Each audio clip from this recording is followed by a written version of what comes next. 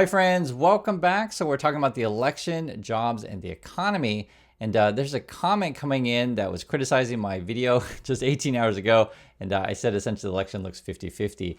Person says, Daniel says, 50-50? LOL, way to play both sides. I'm an independent and I really don't care as much as others. I voted for both sides. I think Harris 60-40 has more realistic odds according to most polls and election prediction models. Sam also says, I agree with you, but technically, polling right now says 50-50. I think he's just trying to play it straight. And guys, I'm going over this because I get irritated when I see these kind of comments, mostly because I just try to show you guys the news and show you all the data that I'm looking at. And I saw this on September 3rd. It says Harris in trouble. New 2024 election polls show Trump leading in key swing states. Now, why did I say 50-50 though? Because if you actually look at the numbers, it's like within 1 percentage point, right? 48-48, 49-48, 47-46. It's like basically 50-50 at this point. Or if you want to look on September 4th, this literally says Harris has a 1 in 2 chance to win. Trump has a 1 in 2 chance to win. That looks like 50-50 to me. So, I'll let you guys decide if you think the numbers, again, within 1%, is not 50-50, but that's what I'm looking at. And sort of when I read these kind of comments, it reminds me that in the YouTube world or, world in general, kind of how we are these days, people just want to hear good news that supports their tribe and their team.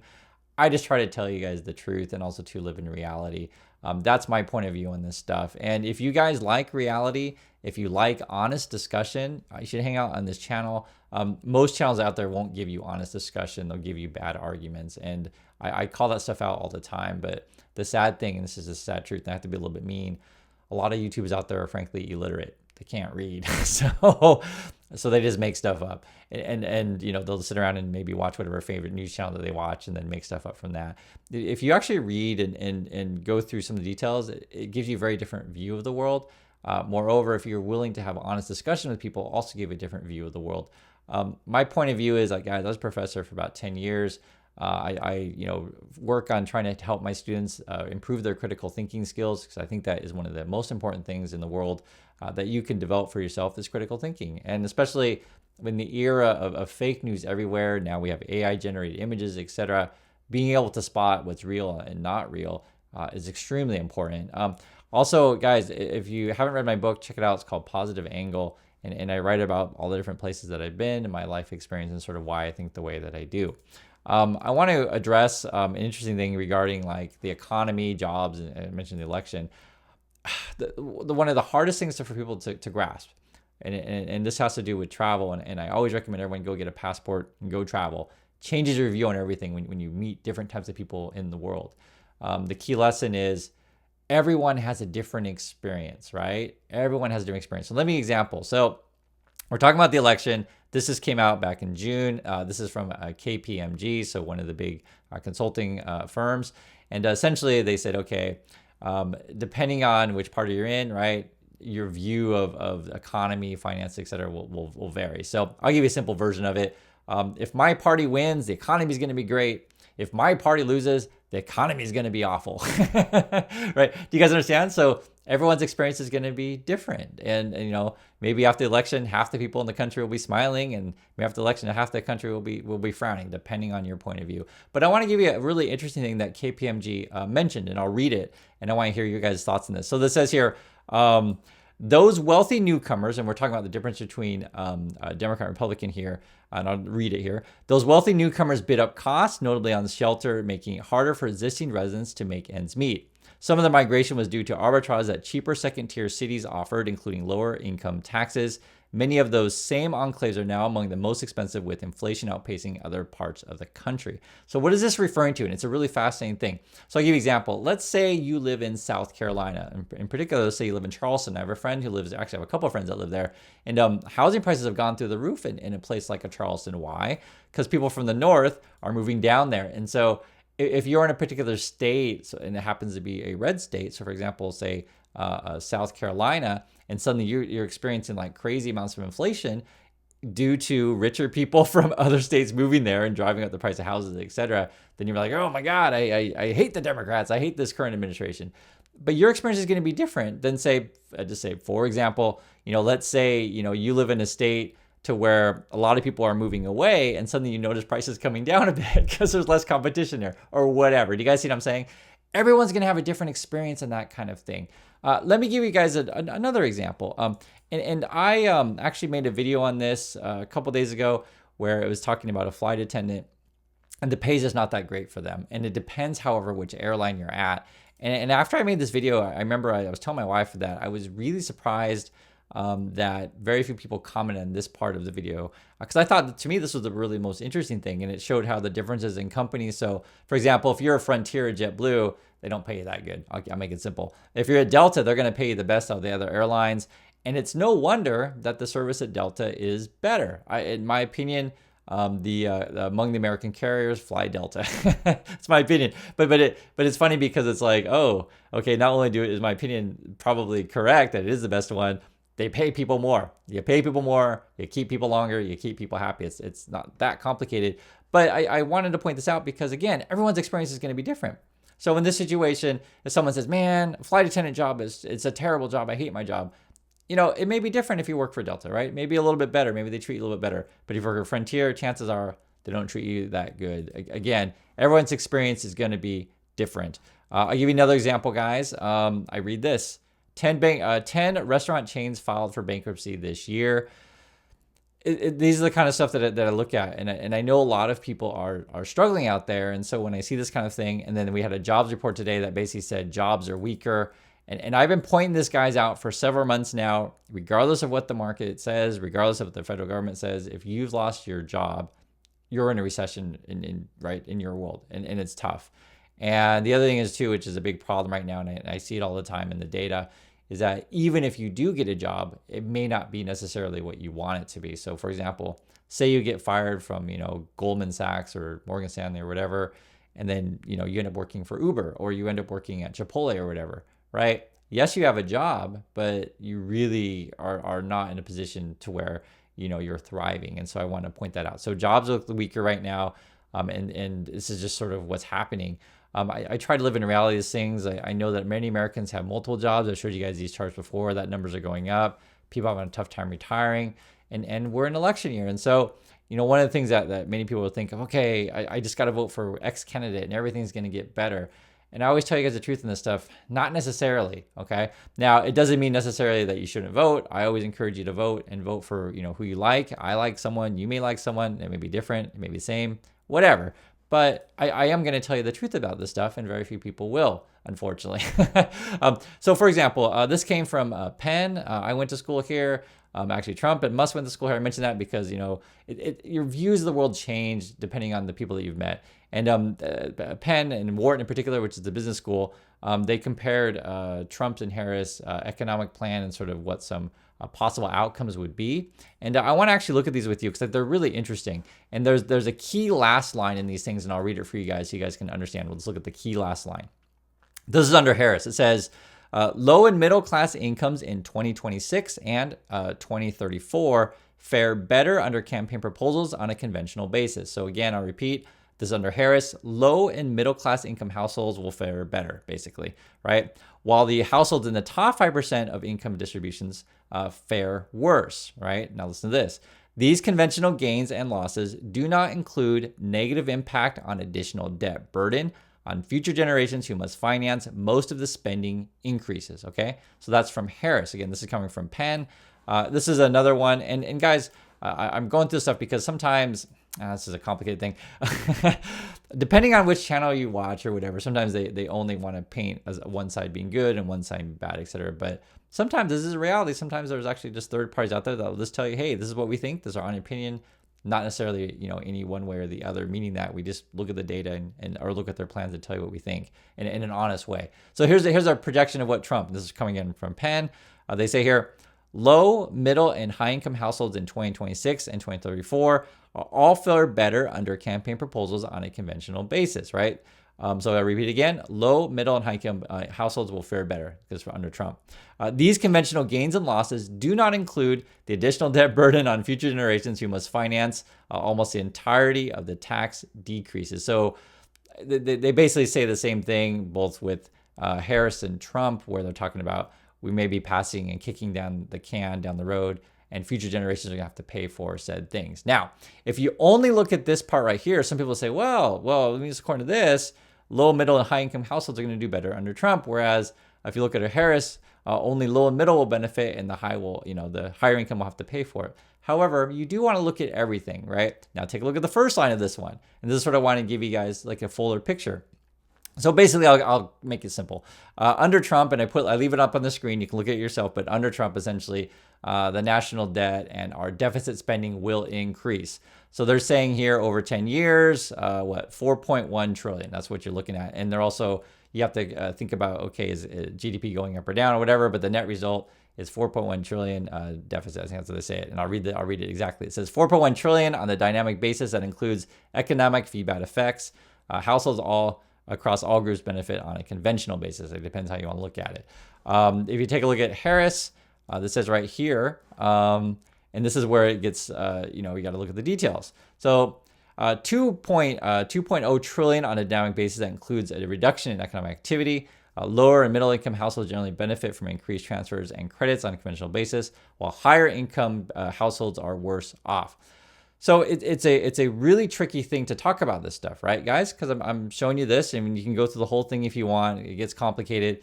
But the basic gist of it is that neither candidate will decrease the deficits, okay? It'll get worse under Trump than Harris, okay? So you have to talk about that. I know some people only want to talk about their individual tax situations, but you also have to take a look at the system as a whole. So this is our national debt. It keeps climbing. The debt will get worse under Trump than it would Harris, right? But it all depends on your particular point of view in that. If you just think, okay, I don't necessarily care about the national debt, I just care about my individual taxes, then some people will vote accordingly to that. And that's just talking about taxes. There's a lot of other issues that people vote on, but I just want to just address this because these are numbers. Currently, we just don't bring enough money for how much money that we spend, talking about the federal government. And, if you want to look at one way, we'll increase spending or another way, we'll decrease revenue. So either way you look at it, when you boil down the numbers, we're going to increase our deficits. And I just showed you some numbers on that. Also, too, we have this increasing, just a numbers problem. The USA is increasingly getting older, so we got to figure out a way to pay for old people. It's a reality, and it's not just USA. It's facing us all around the world. After World War II, we essentially had this boomer generation. They had a whole bunch of kids. You guys know this, the baby boomers. And then, those people didn't necessarily have the same amount of kids to, keep up with population, and so we'll have declines. In the USA, my understanding is the population declines will be around 2070, something like that. Like the USA population will peak out, and then it'll start to go down. You're already seeing that in countries here in East Asia. And this is sort of the stuff that I think is uncomfortable for people to talk about because it's complicated stuff. People just want to say, just tell me about my individual situation. I don't care about, old people. I don't care about national debt. I don't care about the entire country. Just tell me about my own individual taxes. I have a different view on that. I just like to look at everything and I like to think that, helping everyone or having a fair system is a good thing, but everyone's gonna have a different point of view on that, right? So I'll let you guys decide with that. This is something that came out in June 27th. It says 16 Nobel Prize winning economists say Trump policies will fuel inflation. That's referring to essentially the tariffs that he wants to put on. You also have this. This is from Goldman. It says Goldman sees U.S. GDP hit if Trump wins, boost if Democrats sweep. But again, the national debt will increase under either with deficit spending or deficit budget, however you want to call it. And this stuff, guys, is complicated, right? I just showed you a couple different things that I just say it's complicated. And I try to give you a full picture. I just repeat that. Here's another thing that's a really interesting example of how messy our world can be. Here's the headline today. U.S. Steel warns of plant closing if sale collapses. So my understanding, it's like Nippon Steel wants to come in and buy this thing. Was it 14 billion, something like that? The CEO itself was like saying he doesn't have enough money to keep the thing going. I see right here. It says, CEO David Burritt said that the nearly $3 billion that Japan-based Nippon Steel has pledged to invest in the Pittsburgh company's older mills is critical to keeping competitive and maintaining workers' jobs. This is a quote. "We wouldn't do it if the deal falls through. I don't have the money." And then both Harris and Trump are looking to block Nippon Steel from buying this thing, saying, hey, we need to keep steel, American, etc. The problem is this: the economics of the company isn't there. Be it steel prices have come down too much, or be it there's not enough demand for steel, or be it your workers, are a little bit more expensive than say workers abroad, et cetera. There's multiple reasons, and the question is, should we bail out the steel company? There's no easy answer for that, and I'll let you guys decide, what you think. it's a complicated issue, and this is a swing state. So then obviously, Trump would say the same thing. I mean, basically, Trump and Sarah say the same thing. Let's keep it American, et cetera. So there's a documentary that I would point out to you guys called American Factor. I mentioned it several times. It's on Netflix. If you haven't seen it, check it out. But that's the kind of stuff that they really dive into those issues, because it's not a simple fix. I'll give you an example of a bailout. I myself was not supportive of it. That's just my opinion. But we can all have a different opinion on that. That's fine. So basically, Intel, I think they're poorly managed, for the frank. The Biden people came in and gave a bunch of money to Intel, whatever. And I think it's like, I don't know exact number, but it's a lot of money. And this is the headline here: Intel's money woes throw Biden team's chip strategy into turmoil. Because the argument you would make, and I don't necessarily disagree with this argument, is that for national security we need to have our own strong chips industry in the USA. So I don't disagree with that. I do disagree, though, essentially that we're supporting Intel. I would say pick other companies that might be a little bit better than that. So I'll let you guys be the judge, or come up with a way to maybe replace the CEO or whatever. So, but again, these are complicated issues, right? Because you're talking about local jobs, you're talking about local industries, and I don't, like I said, I don't disagree, but I'll just say I don't necessarily say that everything Biden does is awful, but I also don't say that everything Biden does is awesome. I just tell you the truth in this stuff. And sometimes the truth is a bit complicated for people to hear. I'll give you another example. So depending on, if you're a Trump fan or not, you will put your head in the sand. But this is the headline here: Trump's presidential bid has the support of only half of his cabinet. So that means people that know Trump the best, people who worked with them, right, in the White House, only half of them are going to support him for his next run. It's just how it is. His wife and his Ivanka's not on board. But if you wanted to take a look at the other side, this came out just today, I guess, in Walt's family.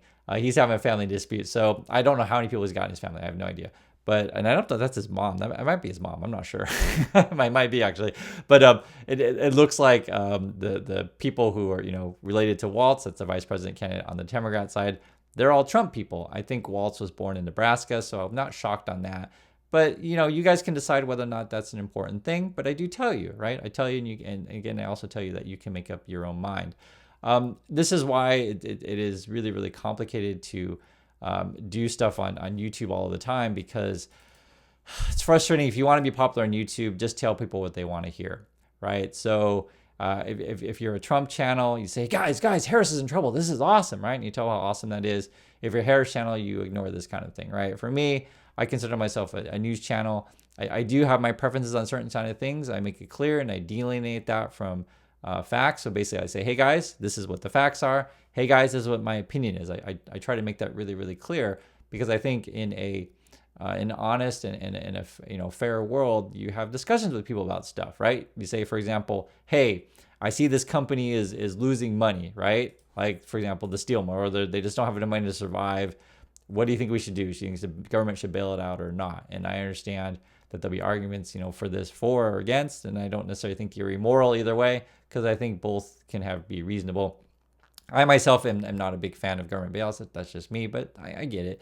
So for example, I'm against I just don't like GM or Ford. I never have, never will. I've said that several times, and I don't think we should bail these kind of people out. But I also get, if you want to win elections, you have to save people's jobs. I get that. I completely get that, especially if they're in swing states.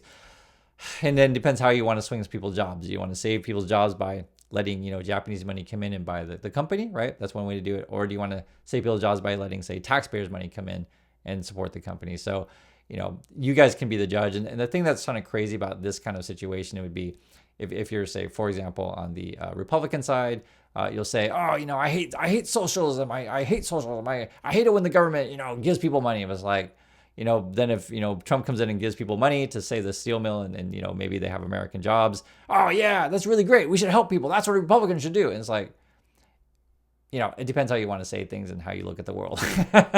So hey, for those of you who understand what I'm talking about, you know exactly what I refer to. For those of you that don't, you'll put your head in the sand and it doesn't matter what I say anyway. So Anyway, I know I get frustrated and I get kind of silly when I talk about this kind of stuff in a way. It's just because it's so frustrating to talk about any of these things. And so therefore, I don't mention it all of the time because I get too irritated. But I do try my best to tell you guys the truth. And I do think it's tougher for the job market these days, regardless of Republican or Democrat. And again, everything is your neck of the woods, and your experience may be different than mine. It might be different than yours. And understanding how another person lives their life is part of understanding the world. So I hope you guys understand my point of view on this particular video. I'd like to hear your thoughts, and I'll catch you all next time.